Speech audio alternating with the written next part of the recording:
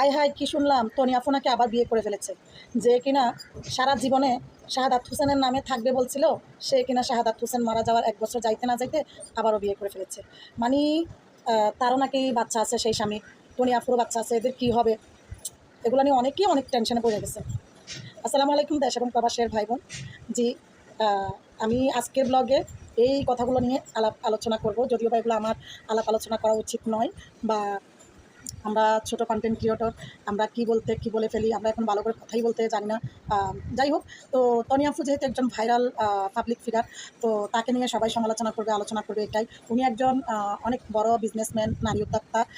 অনেকেই অনেক মেয়েরা উদ্যোক্তা হিসাবে ইন্সপায়ার হয় তনি আপুকে দেখে আর কি। তো মানে তাদেরকে দেখে শেখার মতো অনেক কিছুই আছে। তো যারা আজকে তনি আপু বিয়ে করে ফেলেছে এটা নিয়ে অনেকেই ট্রল করতেছেন। সারা জীবন কথা দিয়েছিল ওনার নামের উপর থেকে যাবে, ওনার আগের হাজব্যান্ডের নামের উপরে থেকে যাবে। অনেকে বলতেছেন বুড়াকে কেন এত আশ্বাস দিয়েছে।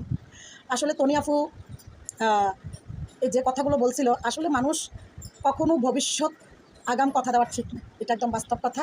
আর এটা তনি আপু কিন্তু খুব বড় ভুল হয়েছে। আপনি তাকে বিয়ে করেছেন, তার হায়াত যতটুকু ছিল। আপনি এখন ইয়াং, নিজেকে সংযত রাখার জন্য নিজের পাশে কাউকে না কাউকে প্রয়োজন। কারণ আপনি দেখতে অনেক সুন্দর এখনও। অনেক চাইলে আপনাকে অনেক ইয়ং ছেলেরা বিয়ে করবে। যদিও বা এটা আপনার ব্যক্তিগত ব্যাপার, আপনি কাকে বিয়ে করবেন কাকে বিয়ে করবেন না, হ্যাঁ, কার আপনাকে ভালো লাগে, কে আপনার বেশি যত্ন নিবে, এটা আপনিই বুঝবেন। তো যারা তাকে নিয়ে ট্রল করতেছেন তাদেরকে বলি, শুনেন, উনি যদি আজকে বিয়ে না করে যদি পরকীয়া করতো তাহলে কি আপনাদের ভালো লাগতো? একজন নারী সবচেয়ে গুরুত্বপূর্ণ অপশন হচ্ছে বিয়ে। বিয়ের বন্ধনটা হচ্ছে একটা পবিত্র জিনিস। এই পবিত্র অপশনটা সে যদি শুধু একটা কেন 5-10টা বিয়েও করে তাতে কোনো সমস্যা নেই, কারণ বিয়ে হচ্ছে বৈধতা।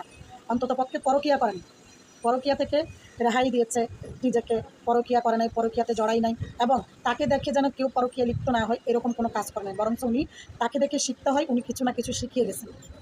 শুধু নারী উদ্যোক্তা হয়ে যে তা না, নিজের লাইফ পার্টনার কীভাবে গোছাতে হয় সেটাও শেখাচ্ছেন।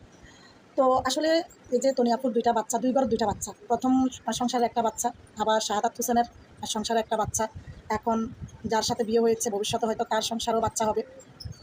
আসলে সেটাই, আমরা সবই পাই, সবই আমাদের হয়, কিন্তু বাচ্চাদের একটু কষ্ট। বাচ্চারা হয়তো মেনে নিতে পারবে, হয়তো মেনে নিতে পারবে না, কিন্তু বাচ্চাদের মেনে নিতে হবে। শোনো, তোমাদের মা যদি আজকে বিয়ে না করে যদি পরকীয়া করতো তাহলে কি তোমাদের ভালো লাগতো? তোমাদের মায়ের বদনাম শুনতে তোমাদের ভালো লাগতো?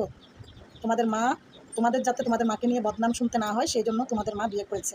তোমাদের মা এখনও অনেক ইয়ং, তোমাদের মায়ের পাশে কাউকে না কাউকে প্রয়োজন। সে যেহেতু অনেক বড় একজন বিজনেসম্যান, তাহলে একা চলা কিন্তু সম্ভব না। শুধু বিজনেসম্যান কেন, একজন নারী হিসেবে আসলে একা চলা কিন্তু সম্ভব না। একজন নারী যখন একা থাকে, তার